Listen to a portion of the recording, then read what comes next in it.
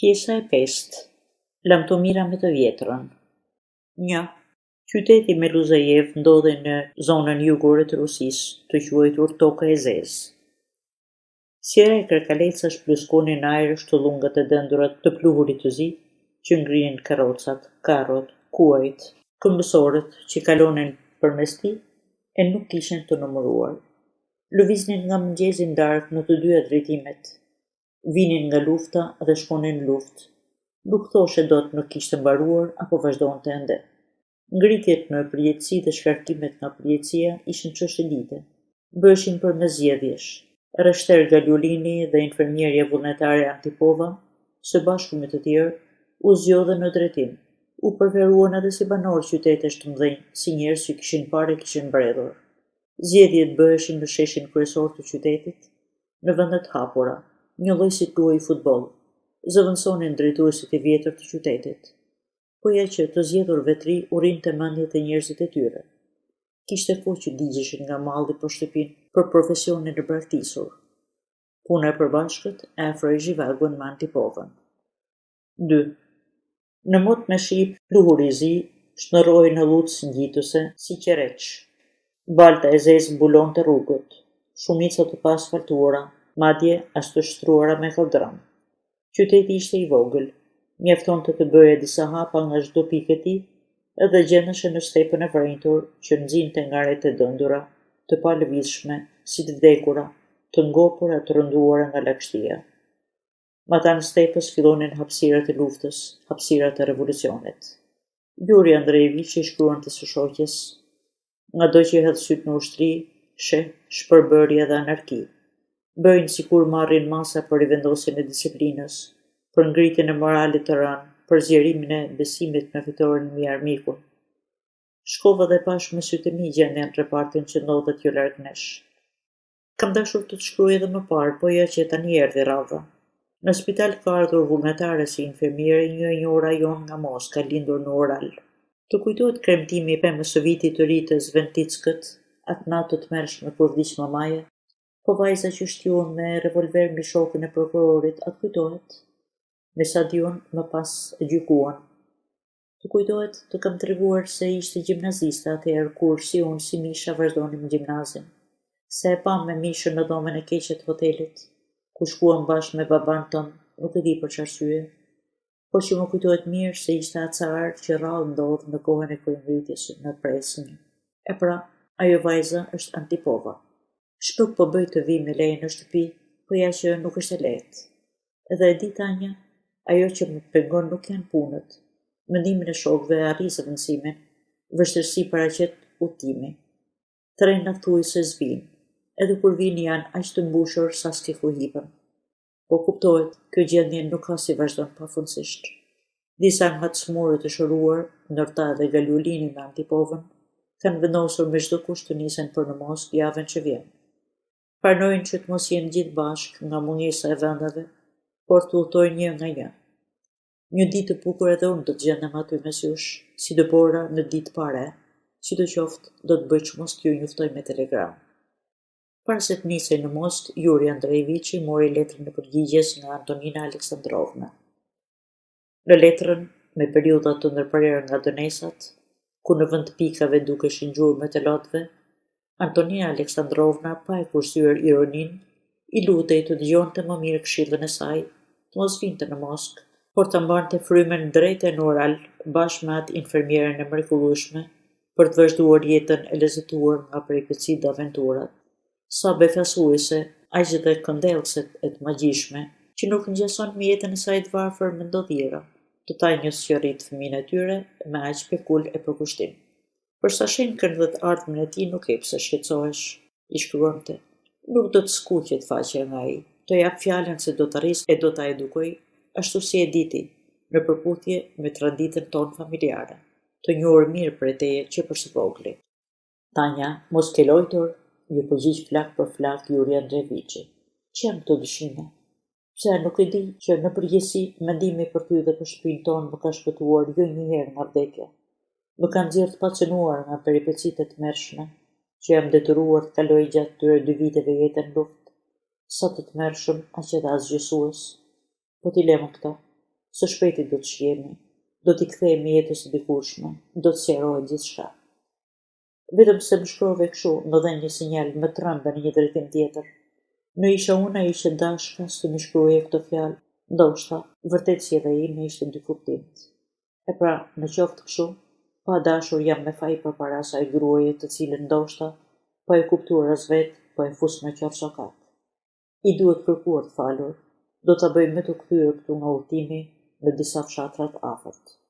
Çudi do të duket po të pse donë se jetoj me antipove me një ndërtesë, as tani nuk e di ku është dhoma e saj, as që më ka shkuar ndonjëherë në mendje ta di. 3. Nga Meluzejevi në lindje dhe për në perëndim, zinin film dy rrugë të mëdha. Njëra ishte rrugë dheu, çante përmes pyllit dhe të çonte në Zibushino, ku bëhej pazari i drithit nën administrimin e Meluzejevit. Vetëm në administrat kishte e përsi i pari, ndërsa në të tjerat i dyti e kalonte. Rruga tjetër, e shtruar me çakor dhe guriçke, çante përmes livadës shkënetore që çliroheshin nga uji vetëm në verë edhe të çonte në Birjuç, ku gjendej edhe stacioni kurodor. Aty bëhej kryqëzimi i linjave. Në muajin qershor, banorët e Zibushinos shpallën Republikë të Pavarur. Kryetaru vetë shpall Milonaj Blazhejko, ishte vepër e dezertorëve të regjimentit 12 të Këmsorisë. Si e braktisën frontin, u mblodhen këtu, harronin me kokën të rast. Republika vetë shpallur nuk e njihte qeverinë e përkohshme. Blazhejko ishte sektant. Në rini kishte patur letër këmbim me Tolstojin, pasurinë e shpalli pronë të përbashkët. Ati ishte vendburimi i saj sa legjendave, bestytnive. Aty gjithçka zmadhoi, fantastikja dhe realja, e ndjenin për bukuri veten për brinjëra tjetrës. Vendi ndodhej në zemër të pyjeve shekullor, përmenden në kronikat mesjetare. Ato anë ishin mizri me cuba deri në kohët e vona. Burim kuturisje ishte pasuria prallore të tregtarëve të qytetit, por dhe fantazia e shprenuar, me të cilën mburreshin dhe adhuronen si asgjë tjetër. Qyteti kishte edhe të folmen e vetë karakteristike që sundonte në mbar krahinën. Dhe ishte fantazia e pasur e tyre ajo që gati e bëri me krah prisin e ri Blazhejko. Flitej se ai kishte lindur shurt Mehmet falë besimit në mrekullinë e Zotit, ishte kthyer të folur dhe dëgjuarit, por po më urdhër të Zotit, përsëri kishte humbur. Në korrik, Republika vetë shpallur e Zibushinos pushoi së qeni. Në ato anë u dukën njësit ushtarake, besnike të qeverisë së përkohshme, që shpartalluan dezertorët. Shumë prej këtyre të fundit u vendosën në Birjuç. Kishte aty ca lëndina të lullzuara pas parjerës së pyllit, luleshtrydhet mbulonin cungjet e drurëve të dikurshëm, kishte varrica me dru të përgjysmuara nga grabitës që s'diej kush ishin, por kishte edhe baraka që kishin ngritur druvarët dhe shaqinjt. Në ta u strehuan dezertorët. 4. Spitali ku u kurua Juri Andrejeviçi, por që tani mezi priste ta braktiste, kishte zënë vilën e konteshës Zhabrinskaja, që kur filloi lufta e parë botërore. E lëshoi e zonja me vullnetin e saj për të plagosurit për bamirësi. Vila Dykatëshe ndodhej në vendin më të mirë të Meluzejevës, aty ku bashkoi rruga kryesore me sheshin kryesor, që e thrisnin pjacë. Më parë, aty bënin shtërvitje ushtarët, kurse tani, mbrëmjeve, mbaheshin mitingje. Nga vila hapej një panoramë e këndshme.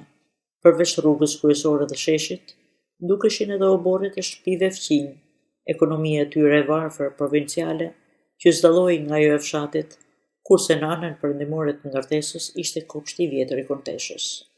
Por pronaren kjo vilë asnjëherë nuk ishte shërbyer si vendbanim kryesor, por me që ndodhej në afërsi të qeflikut të saj të madh, i shërbente si vend takimesh për çështje pune, si vend ku mlidheshin miqt që vinin jo pak në verë. Tani aty ishte spitali, kurse pronaren e kishin arrestuar në Peterburg, ku kishte banimin e përhershëm. Nga moria e shërptorëve kishin mbetur vetëm 2 gra. Guvernantja plake e vajzave të konteshës, tani u martuar, Mademoiselle Fleury, dhe ish kuzhinjeri e konteshës Ustinja. Mademoiselle Fleury, një plak kokbardh nga thinja e plot, faqe kuqe, spitullaqe, me trikun e tran shedhur krave, duke hequr zvarr pantoflet, Tërë ditën ecej akte në përdhomat e spitalit. Përshëndetje dhe këmbente me një fjalë me të smurët, ashtu siç bënte dikur me ata që mblidheshin te kontesha.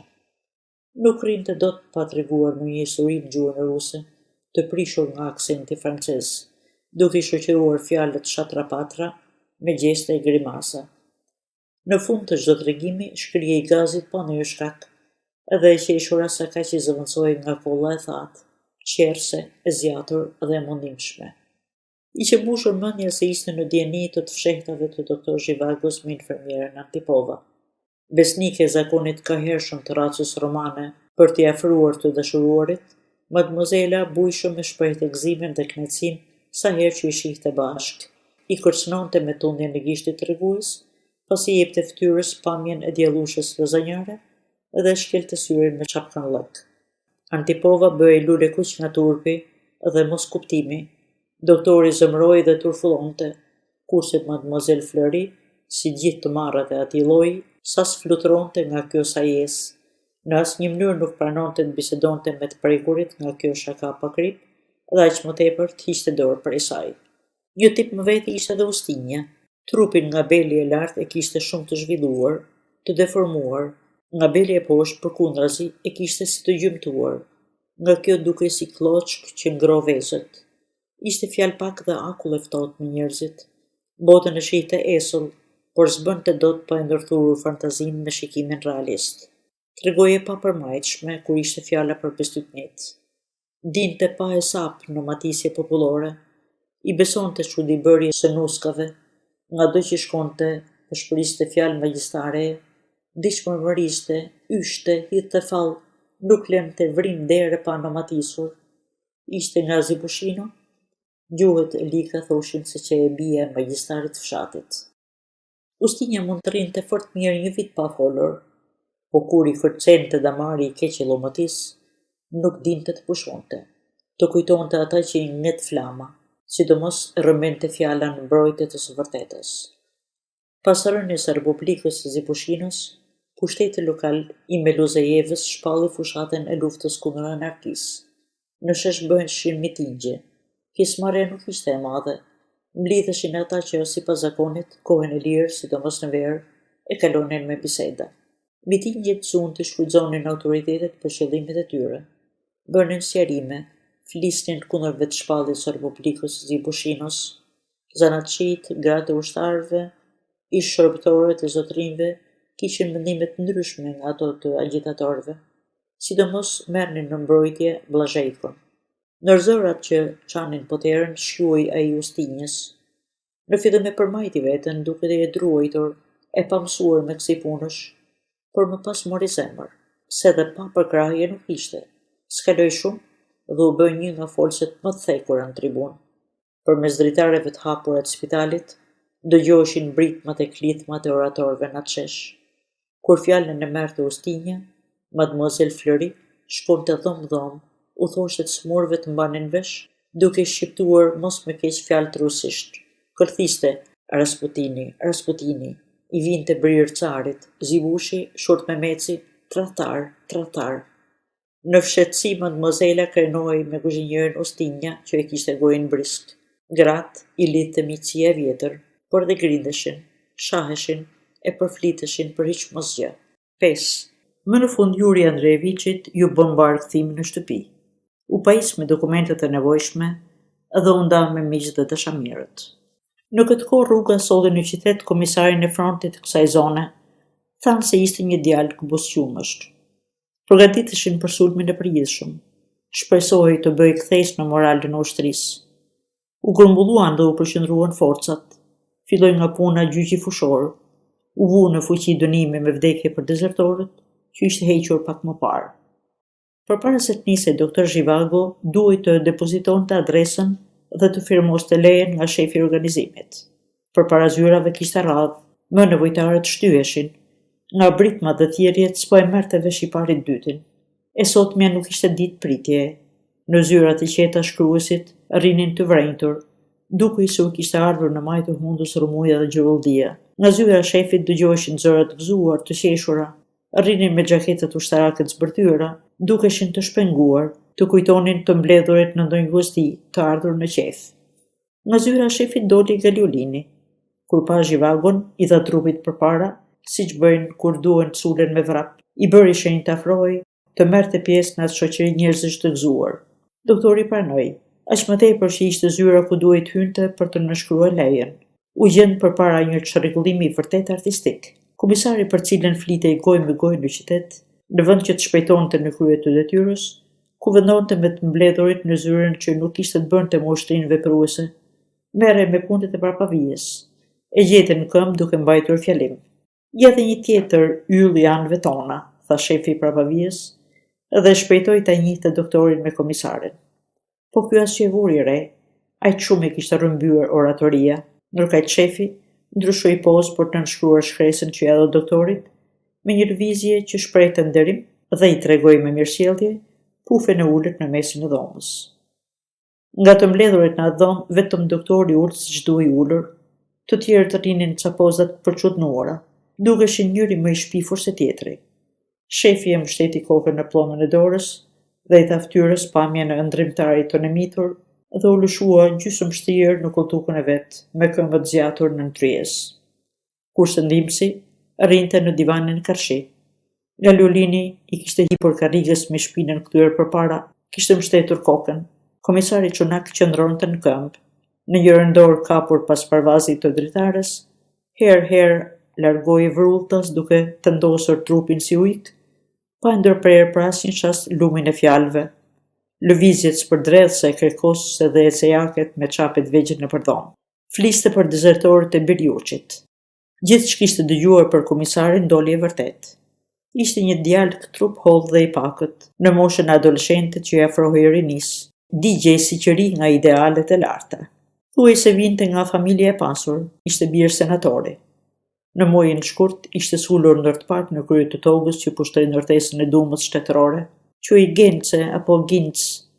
Doktorit nuk ja shqiptuan qartë emrit kur e njohën. Fliste me tonet ngritur, duke i pushtuar nga emfaza.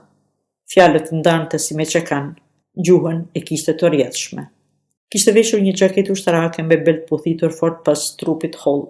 Dukej që e vinte në siklet mosha aq e re për t'u treguar më madhështor, ndaj frynte fytyrën dhe buzët, i vranjte vetullat, i jepte pakës kurriz trupit. Duart i mbante të futura thellë në xhepet e pantallonave kilota. Supet e ngushta me spaletat akull të reja i mbante pak të ngritura. Kjo pozë i jepte pamjen e kalorësit kokshkrete kokoroç, të cilit për asgjë nuk i tërembej syri. Në rrugën hekurudhore jo larg që këtu, ndodhet i dislokuar një regjiment kazak i kuq besnik. Do t'i thresim, do t'i rrethojmë rebeluesit dhe punë mbaruar. Komandanti i korpusit ka urdhëruar çarmatosin e menjëhershme të tyre. Me këto fjalë, ju drejtua shefi për ta vënë komisarin në dieni të punëve. Kazak, në asnjë mënyrë, klithë komisari me zorin piskam. Të kujton 1905-ën, veprimet që bëheshin përpara revolucionit. Jemi pole në këtë pikë, generalët tuaj nuk jetokan me kohën. Asgjë nuk është normal, vetëm është folur, ka një mendim të veprohet kështu. Ka një marrëveshje me komandën e frontit mos ndërhyet me veprime operative për asgjësimin e dezertorëve. Nuk e përjashtoj mundësinë e hedhjes kundër tyre të kazakëve, po e zëm se bëhet. Po për mendimin tim nuk është kjo rruga që duhet ndjekur. Më duhet të ndërmarr disa veprime të mijat, origjinale, të tilla që diktohen nga arsye e thellët. A kanë kamp forcash? Si thuash, forca të përqendruara dhe të organizuara kanë. Edhe punime mbrojtëse kanë bërë. Mrekulli, duhet i shkel ato vende. Me tregoni ato cuba pylli që na kërcënokan. Qofshin rebelues, qofshin dezertor, po ama janë popull zotrinj. Ju duhet mos harroni këtë. Populli është si fëmia, i duhet blerë mendje, i duhen prekur telat e zemrës, ti bësh të kumbojnë. Do të shkoj, do të bisedoj me ta me zemrën dorë, do të kuvendojmë bashkërisht. Do ta shihni me sy tuaj se me çarrregull shëmbullor do të thehen përsëri në pozicionet e braktisura. Vëmbast, s'ju besohet, zor se bëhet, dhënë Zoti. Do t'ju them, vëllezër, pa më shihni pak, ja ku më keni, djalin e vetëm të shtëpisë, sytë e ballit për nënën dhe baban, shpresën e familjes që s'kurseu asgjë, bëri therror çiflikun, emrin e lartë të trashëgimtarit të senatorit, gjithçka e bëri për të dhuruar juve lirinë. Liri që nuk e ka asnjë popull në botë. E bëra unë, po e bën edhe shumë tjerë si unë, pa zënë goje gardën vjetër të pararencëve të lavdishëm, si populistët që ranë kockat në galera. Pandeni se e bëjmë për vetëm tonë një therorit t'ju, po pse vetëm ne dëshiro kemi lirin dhe barazin, pas gjithë kësaj që ndodhe, nuk jeni me ushtarë sido, si që ishit më parë. Jeni ushtarë të ushtrisë së parë revolucionarit botës, pa pyeteni me ndëshmëri vetën. E meritoni apo nuk e meritoni një emër as të lartë. Në një kohë kur adheu i larë me gjak, me shpirt në rëdhëm, përpiqet të shpor armikun që në ka rrethuar nga të katër anët si kuçedra me shumë kokë, ju e latë veten t'ju aprishnin mendjen ca të hurit e titarit, t'ju tërheqin për hundet ca horra, nisur nga interesat ngushta, ju kthyen në band cubash. Vëllezër, më besoni, po mbyteni nga tepria e lirisë të cilën po e mbani për të dobishme. Po ju ndodh si me atë derën që e lanë të ulen në tryezën e shtruar me gjithat mirat, kurse ai ngriti këmbët dhe i vurin tryez. Diun si jo marr erzin, si t'i bëj të skuqit faqja. Jo, është me rrezik kjo që do të bëni, orvat të përmbante shefi duke vështruar tincas në mënyrë kuptimplot zëvendësin. Galulini provoi t'i mbushte mendjen komisarit se ajo që donte të bënte ishte me zarar. Shumë prej dezertorëve ishin të regjimentit 212, po komisari nuk pranoi as të dëgjonte. Juri Andrejeviçi, që tërë kohën lëvizte i shqetësuar në pufe, donte të ngrihej e dilte. Naiviteti i komisarit e kishte bërë të mos dëronte me që priste të ikte. E turboi dhe shikimi kuptimplot që këmbeu shefi me zëvendësin. Tha me vete se fryrja e njërit, ashtu edhe tinzaria e tjetrit ishin të dënje për njëra tjetrën. Të dyja njëlloj mbuloheshin nga lumi i fjalëve tepërta e të panevojshme. Jeta në çdo hap që hedh, të mëson të heqësh dorë prej tyre. Sa shumë ta ka anda ndonjëherë të largohesh, të mos jesh dëshmitar i fryrjes kocëkotit të tjetrit. Jem fazës boshe që s'ka brenda kur farë tharmi njerëzore jetësor, të zhytesh në heshtjen e natyrës, që vetëm se duket e tillë, në heshtjen e punës së lotshme, këmbgulse, që vetëm se ngjan e tillë, të presh në gjumin përtritës, aty do të kap veshi muzikën e vërtetë të komunikimit njerëzor, të qetë, pa britma, por që del nga thellësia e shpirtit të njeriut. Doktori u kujtua se duhej të shpjegojë me antipovën, duhej ta bënte sa do i pakëndshëm të ishte shpjegimi. E gëzonte rasti që do ta shihte, qoftë edhe me këtë çmim, por zort kishte ardhur. Shfrytëzoi mundësinë e parë që ju krijua, u ngrit dhe po ndjer doli nga zyra. 6. I thanë se antipova ishte kryer. Ja tha Mademoiselle Fleury me shtesën nga vetja se Larisa Fedorovna duke shumë e lodhur. Hëngri shpejt 2 kafshata bukë të mbyll në dhomën e saj duke porositur të mos e shqetësonin. Ndryshon puna juaj, i tha duke e parë në mënyrë të veçantë. Trohisni, me siguri nuk ka rënë të flej. Po në çdo mbanon, e pyeti doktori. Pyetja e habiti në mënyrë të parryfyer mademoisellen.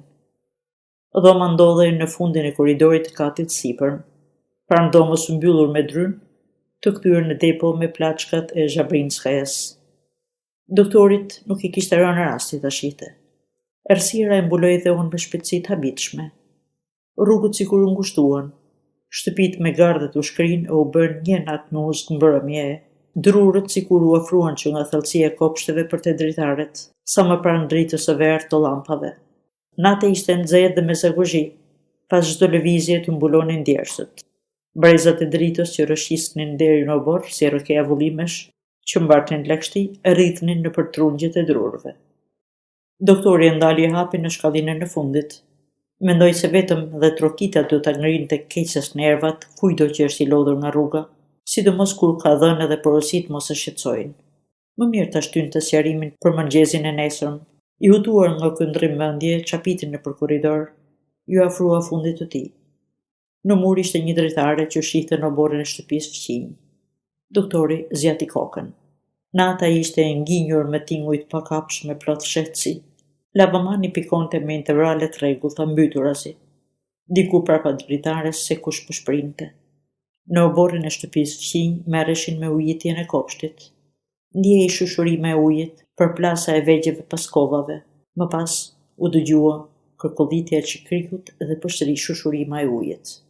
Aroma gjitha luleve bashki ngacmonte fyjet e hundës. I dukej sikur ditën toka ishte dergjur pa ndjenja dhe tani kishte ardhur në vete. Dihatja saj po shpërndante anë kënd gjithfar aromash.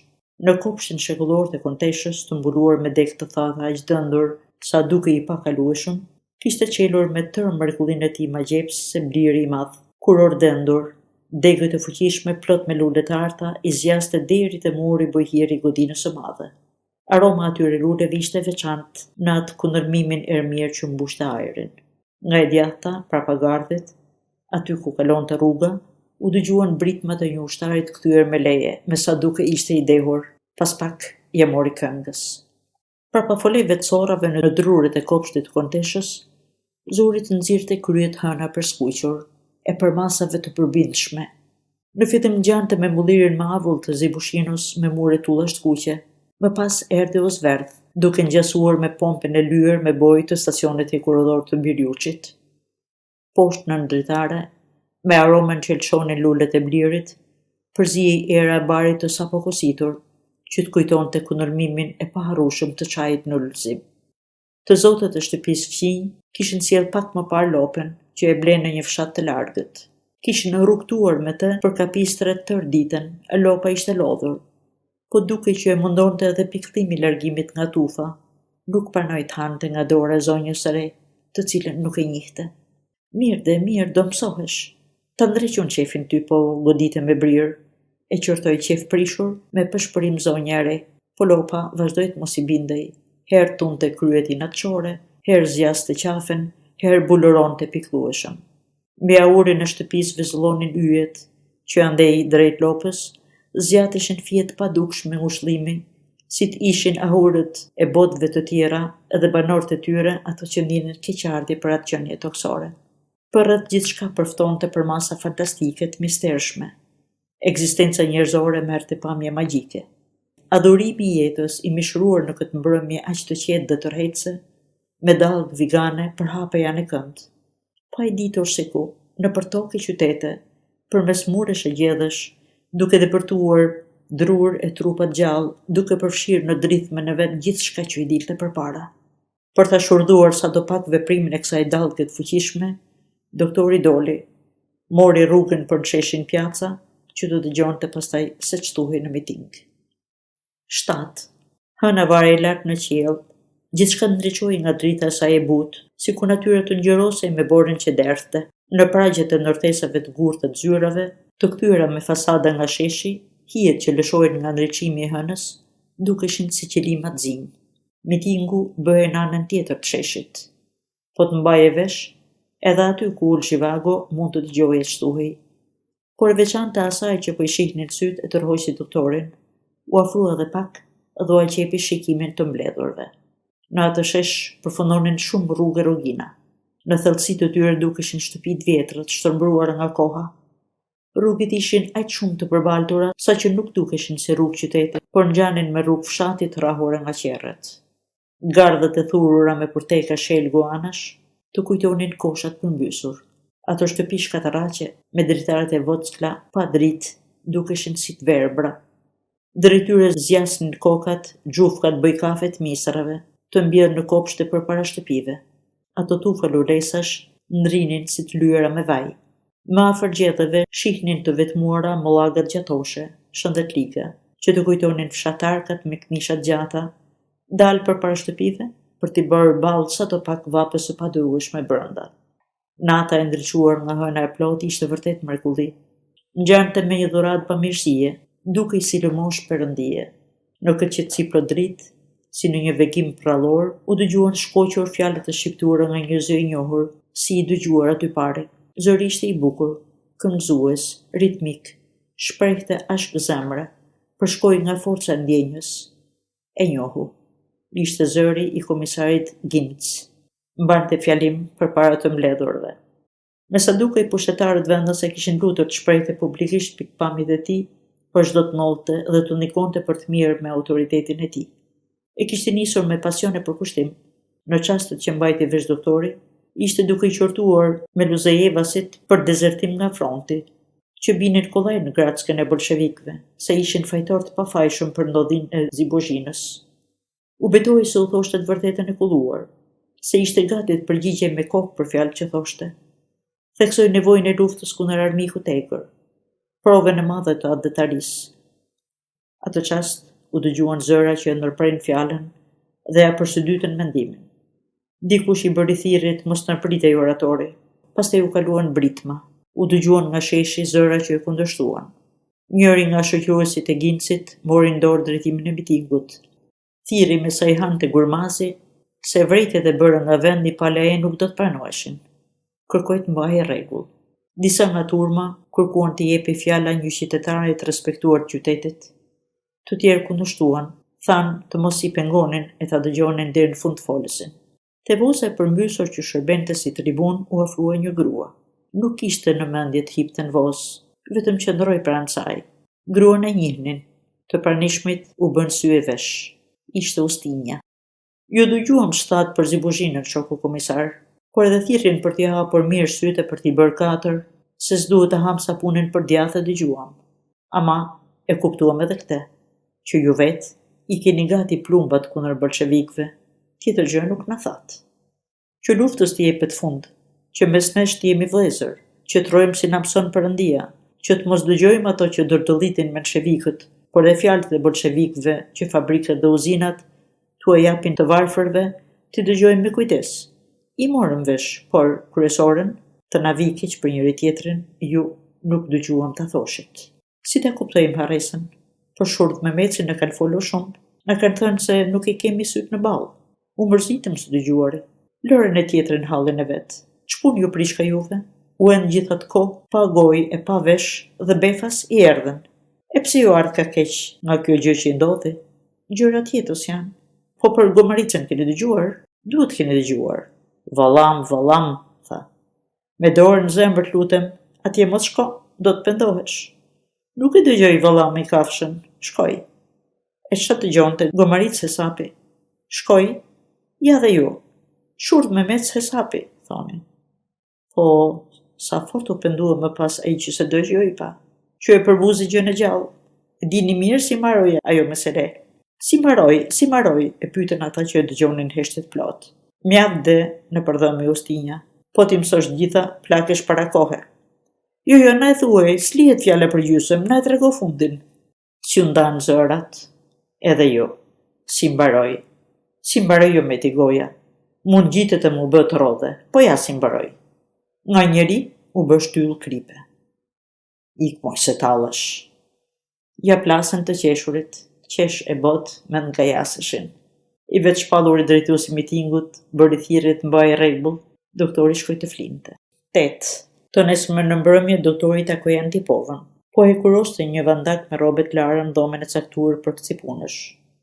Ndodhej në katin e sipërm. Dritarja shite nga kopshti. Në këtë dhomë nxehnin samovarët, hekurosnin. Ishte vend takimesh, vend bisedash pa ndruajtje. Larisa Fedorovna hekuroste me 2 hekura. Sa ftoi njëri, merrte tjetrin me qymyr në balkon. Dritarët ishin të hapura, mbante erë lulemliri dhe erë gjethesh të thara, që ta shponte pak hunden, si në parqet e vjetër, po ndjej edhe era djegërsisë që lëshonin hekurat të nxehur. Pse nuk tërhitet dje? Më tregoi mademoisella, megjithse mirë bëhet isha shtrier, nuk do t'ju prisja dot. Kujdes mos bëheni pis, mu dert pak qymyr. Sa ju she me gjithë këtë dëng përpara, të duket se hekurosni për gjithë spitalin. Ja që mu mlodhen, e dini pse po hekuros kaq shumë? Po bëhem gati për rrugë. Tërkohën keni thënë se nuk do të mundem kur të largohem që kthej. Po ja që sikur po mprinem bara. Me të marr lejen do jam bath. Do nisemi bashkë unë për në Ural e ju për në Moskë. Ndonjëherë nuk kush do të pyes Yuri Andrejeviçin, e ki dëgjuar që është një qytet me emrin Meluzejev? Sikur kam dëgjuar. Po për një far Antipova e ki dëgjuar? As që kam iden nga bie. Kështu thoni ju, pa na tregon shtreja na sollën nga udhimi. Ishin fshatrat mirë, me 2 fjalë nuk i thua dot të gjitha. Sa shpejt që ftohet ky shkreti hekur. Nëse keni të vështirë, mundoni deri në balkon e msirni pak tjetrin. E lashtë ndizet mirë qymyri. Kurse këtë, vërin atje të ndizet. Mos harroni t'i vini tubin sipër. Ju faleminderit. Fshatrat që pash nuk ishin gjithë një lloj. Në disa punoi mirë, jetonin mirë, kurse në disa të tjerë vetëm pianec të shihte syri. As punë, as zanat. E po, varfëri, të shkonin mornisa në për trup kur i shihje. Gjepura, e çpianit zeza pas kanë qënë. Bukur e pas keni kuptuar si që nërën puna. Nuk kam betur këm burrin në fshat, i kanë marrë ushtarë. Shtoi i kësaj edhe organizimin e ri, revolucionin. Po me të si dukeshin. Nuk keni drejt ta mohoni atë që thash se janë pjanec. Mund t'u vërtetoj me fakte. Sa për organizimin e ri, dukej se kishte të lehtë t'u zinë të vend. Nuk shtrohen aq kollaj punët. Duhet kohë që të sheshohet. Se direktivat dhe udhëzimet janë, e nuk janë të këqija, po mungojnë njerëzit që t'i vënë në jetë. Në çastin e dhënë, fshatarin e intereson zgjidhja e problemit të tokës. Isha në fshatin e Razdolje, të gëzohet shpirti kur e sheh. Do të bënit mirë të shkonit, ta shihni me sytë tuaj. U dogjen do grabitën në pranverë, u adëmtuan drurt frutor, por pak nga pak po e marrin veten, nuk dukeshin keq. Kurse në Zibushin nuk vajta dot, nuk më çoi rruga. Dëgjova se Shurt Mehmetsi nuk qen katërill, ma përshkruan edhe pamjen e tij të jashtme. Dje në pjacë e morin mbrojtje ustinja. E dini, më çoi lajm shefi i organizimit, t'i bëja dalje servisin e çajit dhe gotat për kristalit konteshës, vetëm për një darkë. Kështu thot, po se mos i dihet, gjysma e plaçkës së saj ka avulluar. Pas ka ardhur një nga kryesorët, do të shtroka në Gusti. E di, ka ardhur komisari i frontit. E takova rastësisht. Tha se do t'u ambushte mendjen dezertorëve të ktheheshin pozicionet e braktisura. Djalk e reveri më duk, se ka rrahur jeta. I thanë të dërgonin kazakët, s'pranoj, do të shkoj vetë. Do përpiqet të ngjall në zemër patriotizmin, se populli tha është si fëmia. Nga Lulini e këshilloi të mos e ngacmonte Ariun strofullën e tij, se turboje të bënte gjëmën, po pse hante pyka i njëri. Po më dëgjoni, tani lëre në hekurin 5 minuta. Tani prite katërhurën. Nuk është në forcat tona për ta shmangur. Do të desha shumë që ju të niseshit përpara se të ndodhte kataklizmoja. Asgjë nuk ka për të ndodhur, sikur e zmadhoni rrezikun. Për të ikur do t'iki, po çdo gjë ka kohën e vet. Duhen bërë dorëzimet sipas inventarit, ndryshe do pandehen se kam vjedhur. Po kujt ja dorëzoj? Këtu është e keqja. Pasurinë e Zhabrinskajas mund ta kaloja në dobi të spitalit. Dekreti kështu thot. Mirë, po më akuzojnë se e pas kam bërë për ta ruajtur të pacënuar për zonjën. A nuk është për vënë duart në kokë? Mos u qederosni se shton. Mos e prishin gjakun për farfurit dhe qëlimat e huaj. Sa keq që su takuam brëm, kisha shumë dëshirë t'ju shija. Do t'ju shpreja mendimet, ndjenjat, përjetimet më të fundit. Do t'ju bëja të qarta dhe ligjet e kozmosit edhe mallkimet e nomatisjet, por edhe dritën e hënës. Vërtet, ndjeja një kërkesë të brendshme për të folur e për të folur. Do t'ju tregoja për ti me shoqe, për djalin, për jetën time. E pse jo? A nuk pas ka drejt një burr i pjekur të bashkëbisedoj, shtëdoj me një grua të rritur, pa dyshuar për ndonjë prapsi? Brr, ndreq prapsit. Po nejse, vazhdoni hekurin, s'keni pse ndërprisni nga unë. Jam kur disur keq, do të flas gjatë. Si ju dini fort mirë ç'ko është. Kataklizmo si kjo e tanishmja ndodh një herë në përjetësi. Rusisi ja hoqën shatin dhe ne së bashku me popullin mbar u gjendëm në qiell të hapur. Nuk ka kush na streon. Nuk ka kush na vën në krahët e kloçkës si zogjt. Liria e vërtet është, po jo ajo që kërkohet. Një liri si e rënë nga qielli po na duket, pa pritur e pa kujtuar. Liri pa dashka, liri nga keq kuptimi. Dhe të gjithë duken të lumtur, po janë të trullosur më tepër se të lumtur. E keni vënë re? Njerëzit duken si të shtypur nga vetja e tyre, nga zbulimi i kreshnikut brenda vetes. Po ju hekurosni, mos mu përgjigjni, vetëm dëgjoni. Nuk po ju mërzis? Ma jepni hekurin e ftohur t'ju azvendësoj me të nxehurin. Mbrëmë isha në shesh, për së largu mbajta vesh të shtonin. Shfaqje e dyshimit, nëna Rosie mori 8 pjetën. Nuk i rrihet më në vend, ecën dhe se gjen dot vetën. Flet e flet dhe si thot dot gjitha. Dhe nuk janë vetëm njerëzit ata që flasin. Ishe të mbledhur bashk yjet, dërurët dhe kuvendojnë. Ishe lulet e natës të filozofojnë. Ishe ndërtesat e gurta të mitingojnë. Diçka nga ungjilli apo jo, si në kohën e apostujve.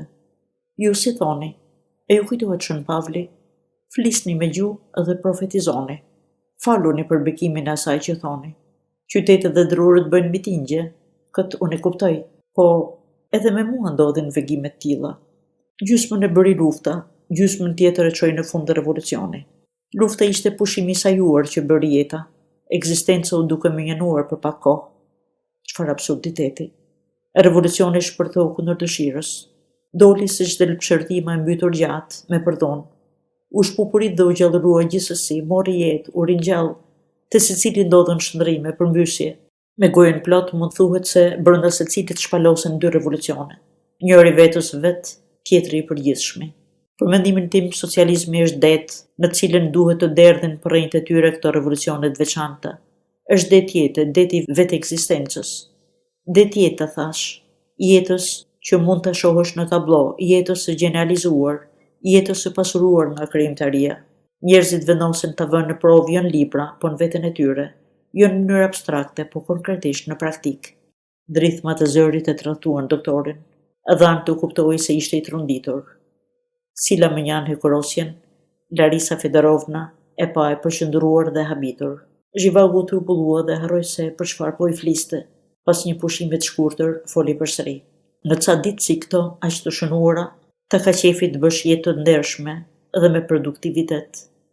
Sa shumë ta ka ënda ta ndjesh veten pjesë të frymëzimit përgjithshëm.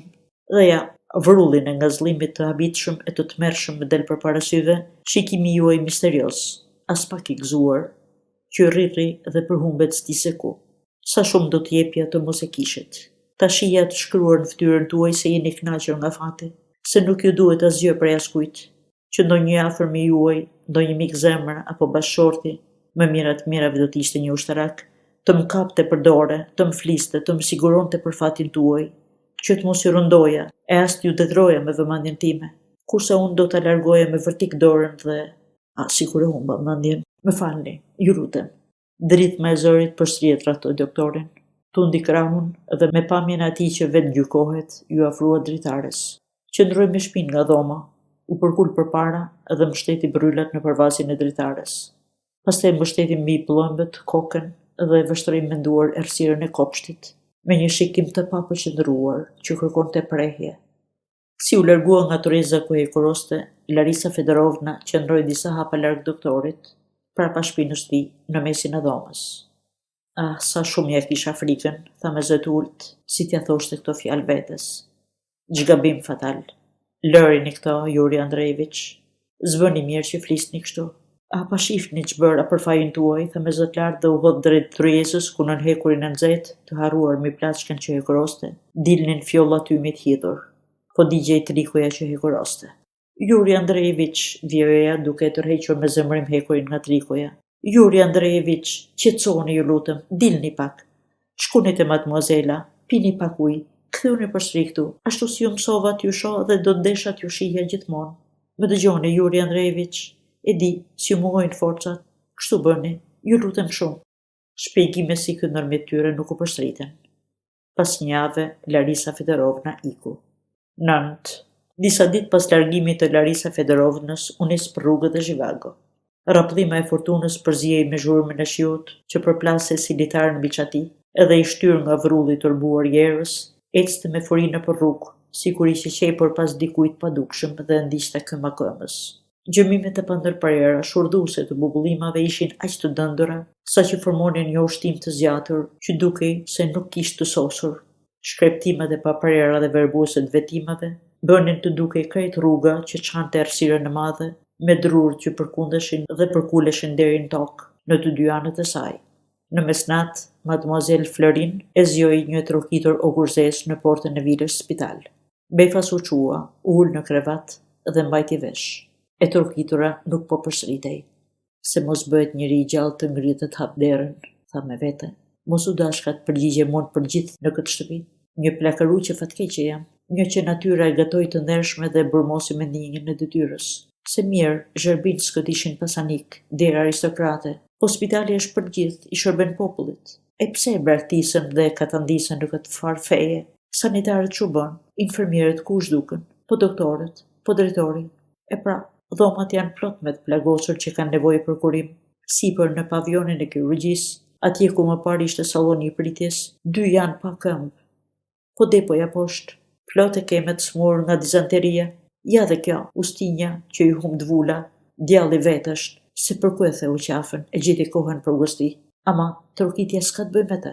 Ajo ka qelës, do të hapte portën po ndjerë, syt në balli kishte, e pa që pa afronte fortuna, po e shtyu qoftë largu thuaj të dilte në këtë mot. Se për zëbërhanet rast më të mirë zjen, mund të flenë sa të duan me të huajt, po lavdit madhit zot, trokitjet nuk po përsëriten.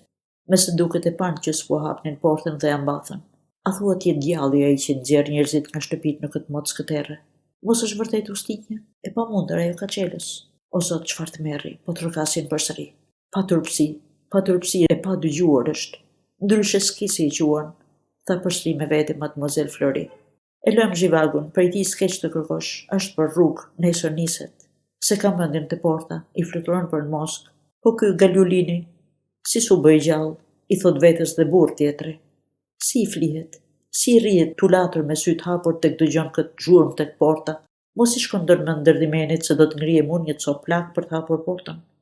Një kërcur e korrokatur dhe e truar, e kujt pa, sa të panjorëve në këtë vend të mrapsht, ku se merr vesh qenit zotin. Galjolini, i thiri se kaq mendjes, hajde, kok, hajde. Po ç'Galjolin zeza moj, po si të shkoj mendje tek ai, me siguri nga përgjumi e hutova. E për ç'Galjolin themi, burri i botës u zhduk pa lënë gjurmë. Pse nuk ishte ajo së bashku me zhivagun që e veshën me rroba civili, të veshur fshehur të tjerëve dhe i shpjeguan rrugën që duhet bënte për t'ikur pa u parë prej askujt, pas ngjarjes me vetgjyhtësinë në stacionin e trenit, ku vran komisar Gincin, kurse Galjolinin e ndiqnin pil më pil, nuk i ishin ndarë që nga Birjuçi deri në Meluzejev, kishin shtirmi të disa herë, po qëlloj me fat se mori plumbi. Mundi të fshihej, kurse ndjekësit nuk lanë vend pa i kërkuar. Ah, Galjolini, po të mos kishin qelluar aty ushtarët e trenit blinduar, qytetin do ta kishin bërë shkrum me hi. E ndihmoi fati, sikur i dërgoi Zoti ato ushtar. U dolën mbrojtje banorëve, u treguan vendin rebelëve të poshtër. Fortuna sigur u fashit. Bubullimat u ralluan, dëgjoheshin mbytur dhe vinin për së largu. Qiu pushoi, po uji nga çatit, nga ulluqet, nga kurorat e drurve vazhdonte të rrjedhte. Shkreptimat e zbeta të vetëtimave duke u larguar vazhdonin të dukeshin të heshtura në dhomën e mademoiselës. E ndriçonin dopet të vetëm për një çast, si donin të kërkonin diçka. Pa pritur turkitjet që u ndërpren për një kohë, u përtrin me forcë dyfishuar. Era fryu përsëri. Rrebeshi nisi me forcën e parë. Erdha, tha me zot lart mademoisela, si t'i drejtoi kujt, dhe nga zëri që nxorri u trembë vet. Diçi shkrepin tru, lëshoi këmbët nga krevati, i futi në pandofla, e hodhi krave rob dë shambrin, doli me hap të shpejt për thirrur zhivagun, vetëm nuk guxonte ta hapte portën. Ky e kishte dëgjuar trokitjen, mademoisela e gjeti duke ecur nëpër korridor me qërin dorë, hamendjet që ja shprehën njëri tjetrit, dolën se përputheshin. Zhivago, po trokasin, kam frikë ta hap portën vetëm, i tha frëngjisht, kurse rusisht shtoi. Do ta shihni, është lar ose rreshter Gajuli. Edhe Juri Andrejeviçi kur e dëgjoi atë trokitje, ashtu tha me vete. Duhet ishte në një nga të tyret. O Galjolini, që mundet mos e kish qartë dot rrugën dhe që kthyer për të shpëtuar kokën, ose infermierja Antipova, nga që s'kish mundur të hipte në tren. Te porta doktoria dha Mademoiselle Floris liririn për ta mbajtur. Futi qelsin brav, e hapi dhe liroi rrezën.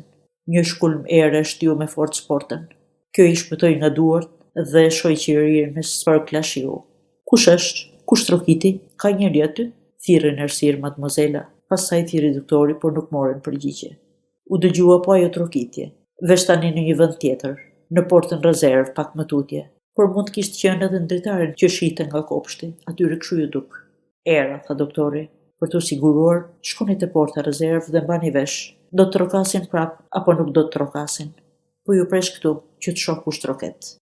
Mademoisela u largua në thellësi të shtëpisë për të dera rezerv, kurse doktori doli përpara portës i mbrojtur nga streha. Sytë që po i mësoheshin në errësirë, shjuanin shenjat që paralajmëronin agun. Mi qytet, si të çmendura, rrëshisnin ulët e ret zeza, që dukeshin sikur donin të shpëtonin nga përndjekja. Bishtrat e davaritur fluturonin aq poshtë sa çiknin majat e drurve. Zhvateshin prej tyre dhe ashtu të përkulur në ndretimin që fluturonin ret, të kujtonin fshtesa të stërmëdha që fshinin qiellin. Shiu e kish lagur faqen e murit gri, që tani ishte bërë zezë. Ha, kishte njëri? E pyeti doktori mademoisellen që u kthye. Jo, nuk ishte. I tregoi se e kontrolloi shtëpinë. Në kuzhinë ishte thyer xhami i dritares. Dyshemeja ishte mbuluar me ujë. Dhoma e larës ishte bërë det, kurse këtu pas ka thyer grilën, siç e shihni përplaset pas kornizës. Nuk ishte erë, ishte lubi. Biseduan edhe një cop herë, e mbyllën mirë portën. shkuan të flinin, secili shprehu keqardhjen që e prishin kot se kot e rahatin, kurse pandema që e kishin patur të dy, se përse ju shndruan bindje. Do ta hapnin portën, në të do të hynte gruaja aq mirë e njohur prej të dyve, e bërë qull, do ta mbulonin me pyetje, ndërsa ajo do të shkunte ujin, do të shpejtonte të ndrojë, pastaj do të vinte e veshur me rroba të tjera, të thata, do t'i afrojë sobës ende të ngrohtë nga dita e djeshme, për të marrë pak veten, do të tregonte histori befasuese dhe ndoshta të pabesueshme, do të qeshte, do të shpupuritej, do të shkrifronte flokët e lagur, do të qetoj e ratoj pas asaj gurguleje. Dhe ishin aq të sigurt që ajo ishte, sa që edhe kur e mbyllën me kyç e me rreze portën, gjurmët e këtij besimi nuk u fashitën. Ende u dukej se ajo grua ishte diku aty, parapaqoshës së shtëpisë, në rrugë, vegimi i saj vazhdonte t'u fanitej. 10. Përfajtor të asaj që ndodhi atë ditë në stacionin e trenit, mbanin telegrafistin e Beriuçit, Kolia Frolenkon, ndonë se drejt për së drejti ky nuk pati gisht në atë që ngjau. Kolja ishte biri sa të qiut më të mirë të Meluzejevit. E njihnin që fëmijë, shpesh shkonte për të luajtur me fëmijët e njërit prej shifligarëve të Razdolnit. E ftonin dilnin në shëtitje, të shoqëruar nga mademoisella, që atëherë kuptonte frëngjisht. Në Meluzejev ishin mësuar ta shihnin si ndimër si në verë, të veshur me rroba të lehta, pa kapele, me kpucë gjysma, hipur në biçikletë. E ngiste pa duar, i binte anë kënd qytetit, kontrollonte shtyllat telegrafike, kërkonte vendin e dëmtuar. Disa shtëpi të qytetit kishin telefon, bisedonin përmes centralet që ndodhej në stacionin e trenit. Kolja përgjigjej edhe për të, pra punë kishte sa të mbytej. Lëre pastaj që në mungesë të shefit merrej me drejtimin e lëvizjes së trenave. Aparatura ishte më vete. Kjo ngarkesë i kultivoi një mënyrë vetjake komunikimi me të tjerët të shpejtë, me kërcime nga një temë në tjetrën, me nërkoptime ku ndjej një si fshehtësi. E bënte për mungesë kohe, ishte i mik ngarkuar në punë, nuk mund të shtrojë në bashkëbisedimet zgjatura. Këtë mënyrë komunikimi e përsosi sidomos në kohën e turbullimeve. E parafal kësaj mënyre të biseduarit nuk u morë do të vesh si duhej me Galulinin, që i telefonoi nga qyteti dhe krejt pa dashje u bë shkaktari i ngjarjes tragjike që pasoi. Galulini e luti Koljen ta lidhte në telefon me komisarin Gintz, që ndodhi në stacionin e trenit. Donte t'i thoshte në atë çast se po nisej për tek ai. Duhej ta priste, të mos bënte asnjë veprim pa vajtur ai. Kolja nuk e lidhë dot, e kishte të zënë linjën vet me telefonike, me njoftimin për trenin që po i afroin atë kohë Beriuçit me kazakët që do të vendosnin rendin. Kolja se shprehu pak kënaqësinë e arritjes së këtij treni. Lokomotiva rrëshiti ngadalë në strehën e stacionit dhe ndali përpara dritares së madhe të dhomës së aparaturës.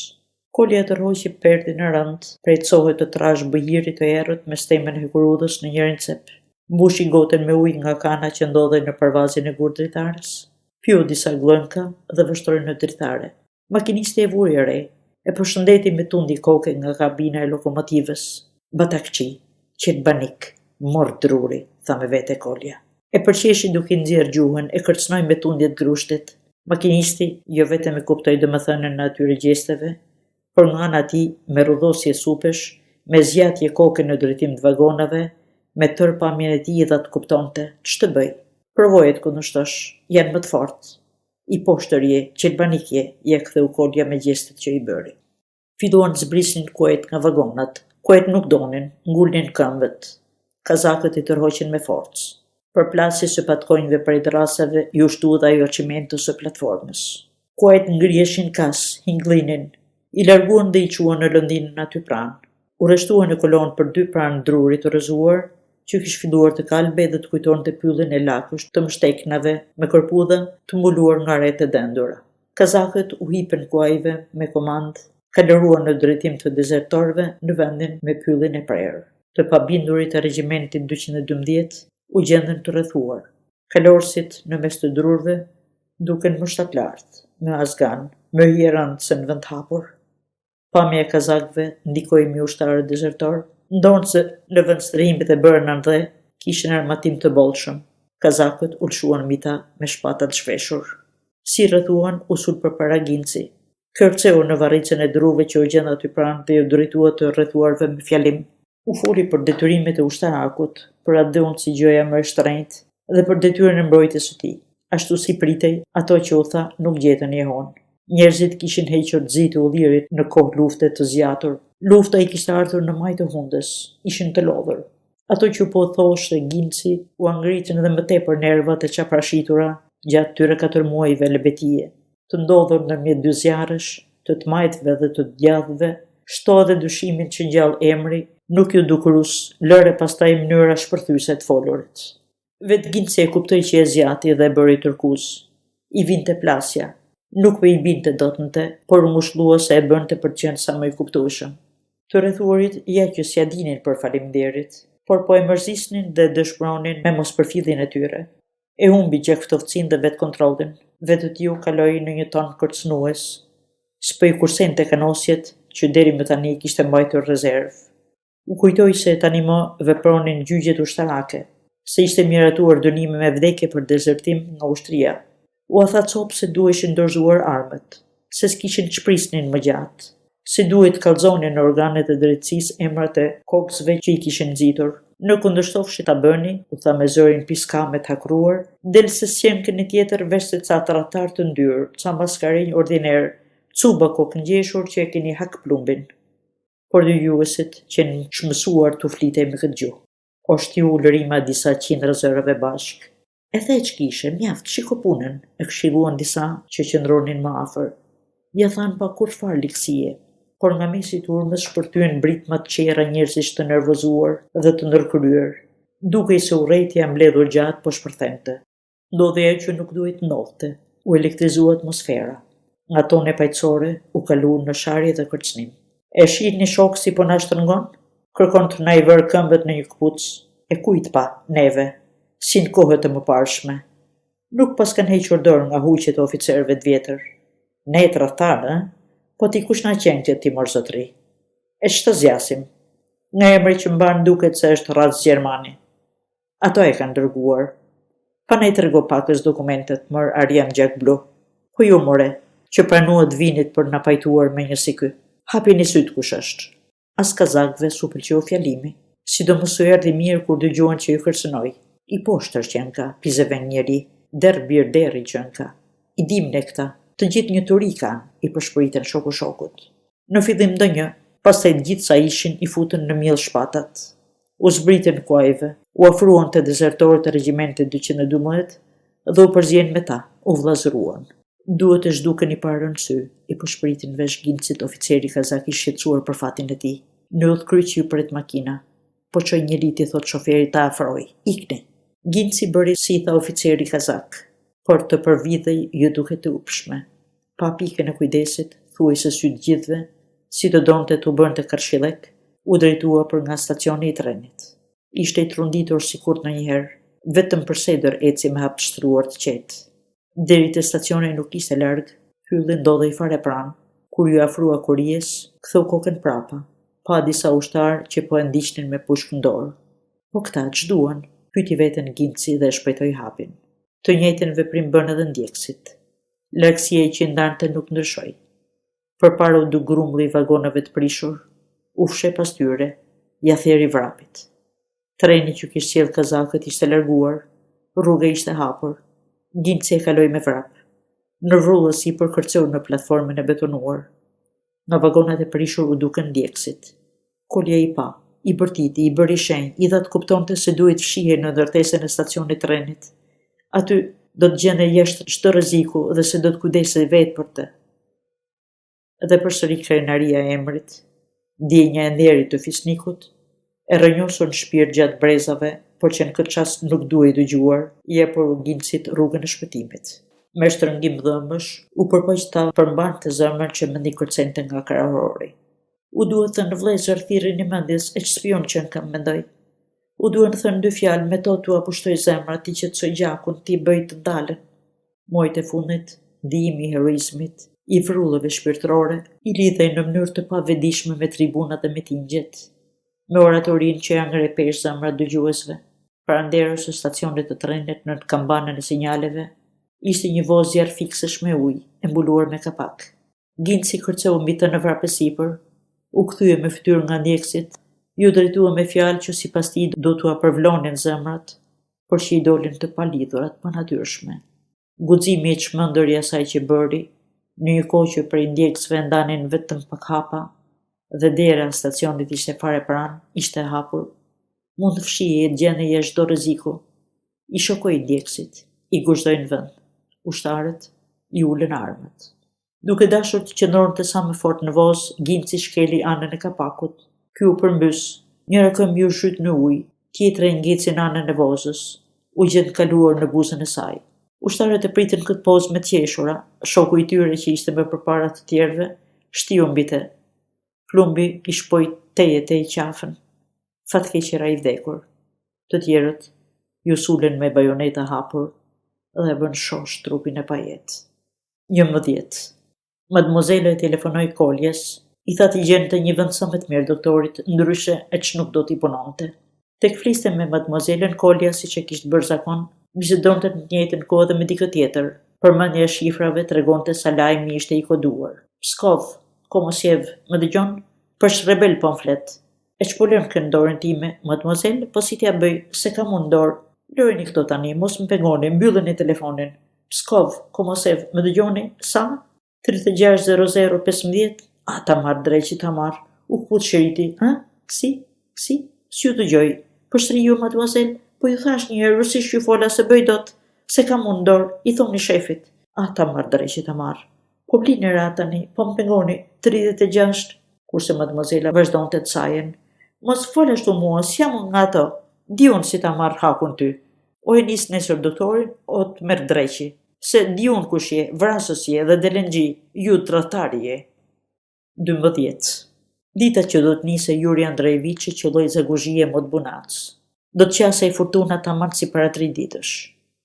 Kasollët me mure qerpiçin lagjen pranë stacionit trenit dhe sokaket plot me lëvosh nga luledielli ngjanen si trembur për parashikimit të ngrirë e të nderur të qiellit ster të zinat prak fortune. Prapa stacionit trenit shtrihej në 2 anët të rrugës duke u hapur një rëndinë e gjerë që si dukej fundi. Bari ishte i shkelur. Ditët e fundit njerëzit prisnin me javë trenin që do të çonte në drejtimin e dëshiruar. Kishte pleqt kapitur nga vape nga lodhja, që silleshin vërdall nëpër stacion me shpresën mos dëgjonin ndonjë lajm të mirë. Adoleshent që rrinin shtrirë nije me kokën mbështetur në plumb, në dorë mbanin ndonjë portek me lëkurë zhveshur, siç bënin kur kullosnin gjëna gjallë.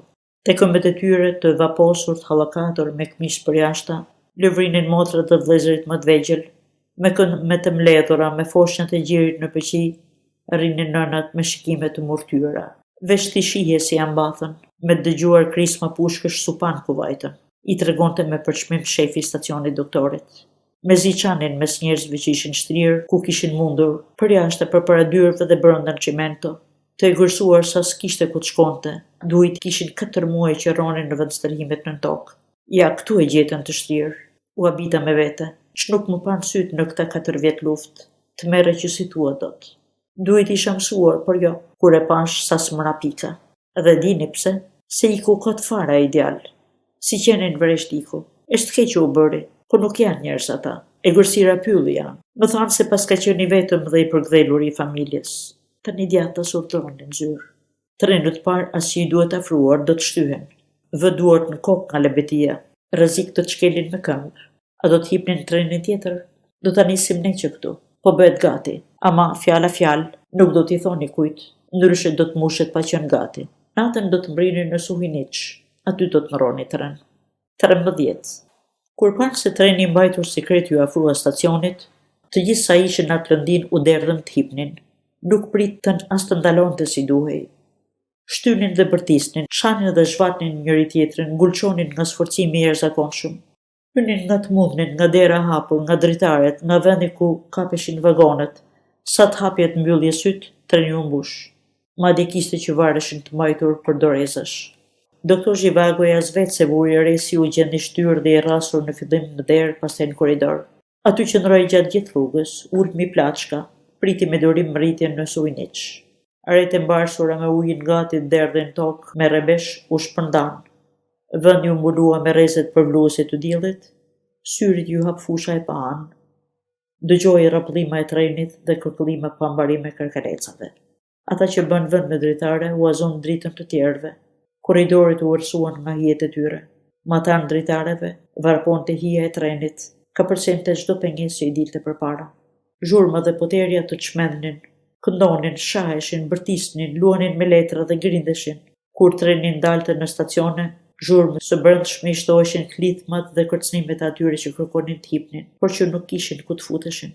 Rumuja nuk kishte të përshkuar. Pasi largoi treni, në stacion binte një qetësi që s'kishte si të mos shkaktonte habi. Dëgjoheshin vetëm përplasjet e këmbëve të atyre që largoheshin, duke në një punojës shërbimi që shpejtonte për të mbaruar në një punë. Vendi që zuri doktorin në korridor ndodhej larg dritares. Aty e shtyn, aty ndajnji, po edhe pa i parë i përftyronte drurët dhe fushën. Drurët duhet ishin fare pranë, të qetë shtrinin degët drejt vagonëve, dhe kështu gjatë gjithë rrugës. Fusha duhet hape e gjerë, shpërfillse në madhështinë e vet. Gjithkund gumzhinte, boçiste, ulërinte turma. Gjithkund lulzonin blerë të gjelbëruar. Aroma e përzier ku shjuej era mjaltore e luleblirit, sikur e paraprinte trenin që çante drejt veriut. 14. Në stacionin e Suiniqit, hamalli që i mori plaçkat e çoi doktorin në për platformën e errët për të vagoni klasit të dytë të trenit që sapo erdhi. Ju desht i bënte ballë qëndresës së shoqëruesit, që i detroi t'i kthenin mbrapsht plaçkat, por pastaj i prekur nga lutjet e Juri Andrejeviçit, e vuri dorën në zemër dhe pranoi. Treni misterios dukej që ishte me paracaktim të posaçëm. Ishte tren i shpejt, dalonte rrallë dhe pak, shoqëroi nga roje. Kubeja ku zuri vend Zhivagoja ndriçoi nga një qeri mitryes, flakën ja përkunte era që frynte sa herë hapej dera. I përkiste pasagjerit të vetëm që gjeti në kupe. Ishte një gjatovin flok verdh, me këmbë dhe krah gjatë që lëvizte tërkohën dhe që të kujtonin pjesët të rondive portative të mbërthyer keq. Djali rrinte ulur te dritarja, me kurrizin pak të krusur, mbështetej shpenguar në shpinën e divanit. Kur pat hynte Zhivagoja, i dha trupit përpara. U përkul me mirësjellje, pastaj e tërhoqi trupin më brenda dhe ndenjë në pozicion më të rregullt. Doktori i shkuan syt në tavan dhe pa një sileck nga ato që përdoren për të fshirë dyshemet. Vuri re të lëvizte që aty nxorri kokën një zagar veshbik. E pa Juri Andrejeviçin, doli që poshtë divanit dhe eci nëpër kupe nga njëra qoshet e tjetra, duke i përthyer këmbët me po atë shkatësi me të cilën gjatovina e hodhi njëra këmbë mbi tjetrën. Me urdhër të Zotit, langoi u fut përsëri atje nga kishte dalë, përsëri u duk shpina e tij që të kujtonte leckën me të cilën fshin dyshemen. Pra për shpinës së djaloshit në varë se ishte një çifte e futur në klef, dhe Gjerdani prej mishine me fishek, bashkë me çantën e gjahtarit, mbushur me shpezë zjahu. Gjatovina ishte gjahtar. Aty për aty ju zgjidh goja, krejt natyrshëm dhe shpenguar, i hapi muhabet doktorit. Tërkohën që folën, jo në kuptimin e figurshëm, por në kuptimin e drejt për drejt, si ja hoqi doktorit syt nga goja. Kishte zot lartë, po këndshëm. Pas çdo fundi fjalie, zëri tingëllonte fals, duke sikur i ngecte në gryk. Kishte edhe një cent çuditshëm se si e mbllaqiste shqiptimin e us. Ai tingull i dilte e përçotnuar, rus ishte. Duke i sheshit që ai njihte vetes defektin, sforcohej sa herë që i duhej ta shqiptonte atë tingull, i mshonte me fort zërit. Pas përshëndetjes, ju drejtua Juri Andrejeviçit me këtë frazë: "Dje mbrëma, gjuja i të rosa." Sa herë që bënte kujdes, uja dilte tingull normal, por me ta hiqur pak mendjen, përsëri si e zjasta dhe përtypta atë djallë. Drejt që punë thë me vete Zhivagoja, se ku kam lexuar për një cent si ky. Gjë e njohur është, si mjek më takon ta di, por ja që m'doli nga mendja, që lidhet me trurin kjo është e qartë, por zhdukuri është këtë se them dot. Është aq përqeshur sa zor ta mbash. E ku mund të kuvendohet me një të tillë? Më mirë të shkoj të shtrihem, si për duhet jetë vendi im. Ashtu bëri, djali tër mirësjellje e pyeti në duaj ta shuante qiririn, ndoshta pengonte Jurin të flinte. Doktori e falenderoi për vëmendjen, fqinje e shoj u bë errësirë. Kanata e ditaras ishte hapur për gjysëm. Ta mbyll kanatën? E pyeti Juri Andrejeviçi. Nuk pas keni frikë nga idutet? Fqinje nuk i kthei përgjigje. Juri Andrejeviçi ja përsëriti pyetjen, djali përsëri nuk u përgjigj. Atëherë Juri Andrejeviçi ndezi shkrepsen për të parë ç'ishte kjo kështu. Mos kush e di kishte dalë po ndjerë nga kupeja për ndonjë nevojë, apo e kishte zënë gjumi, që ishte më pak e mundshme. Po jo, asnjëra dhe as tjetra nuk ishte. Djalin e pa me syt hapur. I buzëqeshi doktorit që u var drejt tij, që nga krevati e sipër. Shkrepsja u shua, Juri Andrejeviçi ndezi një tjetër. Në dritën e shkrepsës ja përsëritet të njëjtën pyetje për të tretën herë. Si dëshironi, u përgjigj me gatishmëri të plot gjahtari. Mua nuk kanë ç'më vjedhin, po më mirë mos e mbyllni, të zihet fryma. Ti pi çuditshëm, tha me vete. Tani më për të çatën herë zhivagoja. Pamja të shokon, shqiptimi i usti nga e nervat, që në kam mësuar të flas vetëm kur ka dritë. Edhe sa pastër, pa më të voglin defekte shqiptoj këtë herë unë, e ku ta dish se e ka punën. 15. Ngjarjet e javës që shkoi trullosën dhe hutuan doktor Zhivagon. Emocionet e përjetuara përpara nisjes, vështirësitë e udhëtimit, mbaresat e shumta nga turbullirat, s'ishin pak. Rat flinte me mendjen se s'do ta zinte gjumi menjëherë, por nuk doli ashtu. Milodhja u bë shkak i pagjumësisë. E zuri gjumi vetëm në taguar. Sa do kaotike, shtjellja e furishme e mendimeve që ju rritnin kokë në ato orë pagjumësie, u kanalizuan në 2 rrjedha kryesore, duke formuar 2 vorbulla të furishme, të pandalshme nga njëra tjetra. Herë shtureshin e ndaheshin, herë kokolepseshin e rritnin të dyja bashkë. Njërën vorbull e formonin mendimet për tanjen, për shtëpinë, për jetën e dikurshme, që e kishte jetuar përshëmbari, plot e përplot me ndjenjat pastra e qiltra, të përshkuara fund e krye nga poezia, nga përzemërsia, brishtësia, nga frymëzimi e nxitje për punë të mira. Doktori nuk donte që ajo jetë mos përsëritej, e dëshironte mezi priste ta kthente, dhe donte ta kishte të plot, pa cënuar, të pa errësuar, tek u thonte në trenin e shpejt, qenia i prirej drejt asaj jete. Shkonte me shpresën ta rikthente pas ndarjes 2 vjeçare. Besnikëria ndaj revolucionit dhe adhurimi i tij, po ashtu, përfshihej në këtë vorbull. Në përftyrimin e tij revolucioni shpalosej me tiparet dhe veçoritë e adhurueshme nga klaset e mesme. Ruan të kuptimin e rrënjosur që në moshë të rinis shkollore dhe universitare të 1905-s, ka asaj rinie që përulej përpara poetit Alexander Blok.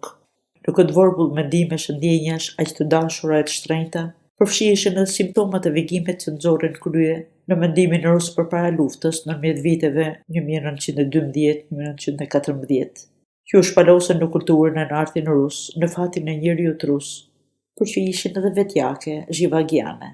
Pas luftës ja kish ëndat të kthejë rishtës atyre mendimeve dhe ndjenjave, të çmuara për te, donte ti përtrinte, por edhe ti pasëronte me treja, duke i quar më përpara risimin e tyre e dështronte me pa ashk zemër siç dëshironte edhe kthimet sa më parë në shtëpi.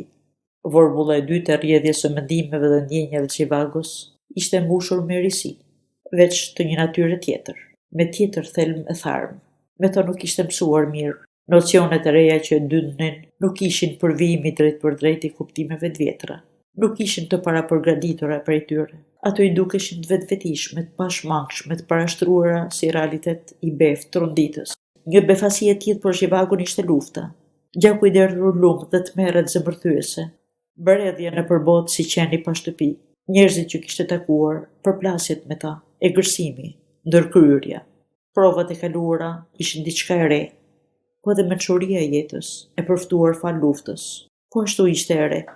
I ri ishte edhe revolucioni, jo ai i idealizuar në bankët e shkollës, por ky tanishmi i lindur dhe i selitur nga lufta, i përgjakshmi, revolucioni ushtarëve që nuk pyeste për asgjë, i drejtuar nga ditunaret e kësaj stuhie bolshevikët. Risi ishte për Zhivagun infermierja Antipova, e vërvitur nga vala goditëse e luftës. Një zot e dinte se ku, me një jetë që ai s'ja njihte, por që ajo nuk e kishte qortuar. Ajo jetë, me mecerinë e saj, sikur u ankohej njerëzve, e dukej e rrethuar nga një mister fjalpak, që jepte aq shumë fuqi në heshtjen e ngahershme.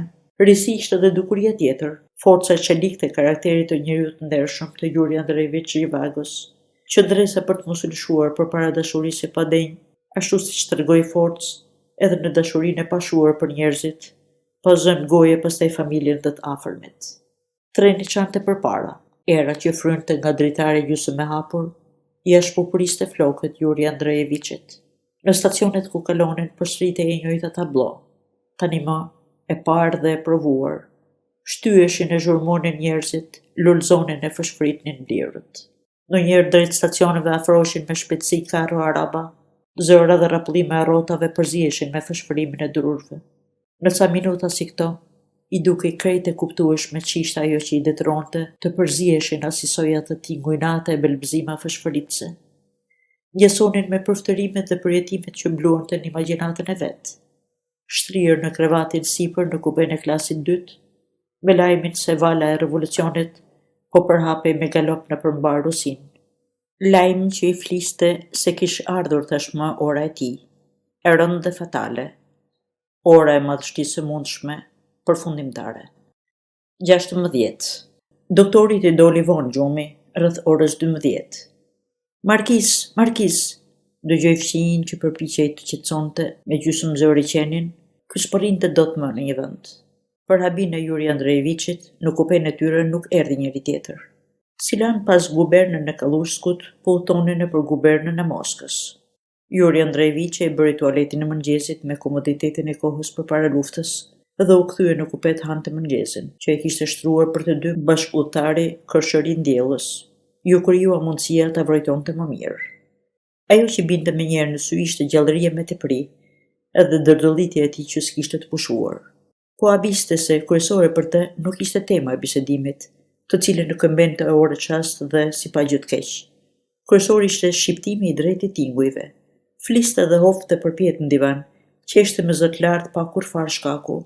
Her pas here fërkonte duart shpejt, ndërkohë fytyra i shprehte kënaqësi që nuk kuptoi nga i vinte, edhe sikur të mos mjaftonte kjo, që bënte për shprehjen e kënaqësisë, zinte përplaste fort dhe shpejt pllombat pas gjunjëve, gajasej derisa përlotej. Biseda u gjallërua, kurse çudia mbeti po e mbrëmshmja. Fliste duke kërcyer nga tema në temë, herë betohej se thoshte të vërtetën e kulluar, dhe herë si pa gjë të keq linte pa përgjigje pyetje nga më të pafajshmet. Të krijoi përshtypja se jo thjesht i shpaloste, po sikur ia vërviste bashkëfolësit njoftimet për veten.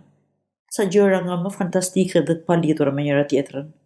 Dukej se i sajonte, sikur të detyronte që të pandeje se gënjente. I mshonte sensacioneve befasuese, riprodhonte skena të mbushura me efekte, mohonte gjëra që pranohen nga të gjithë. Doktor Zhivago vriste mendjen se ç'ishte kjo e njohur që s'po e linte të qetë. Kështu flisnin radikalet e shekullit kaluar, me këtë gjuhë e mohonin gjithçka nihilistët, heronjtë e Dostojevskit, më pas kështu bën dishepujt e tyre, intelektualët provincial rus, të cilët me mendjet e tyre konservatore dhe të trasha, dukeshin sikur sfidonin kryeqytetasit, që i kishin kapërcyer ato koncepte, i kishin zëvendësuar me tjera të modës së re.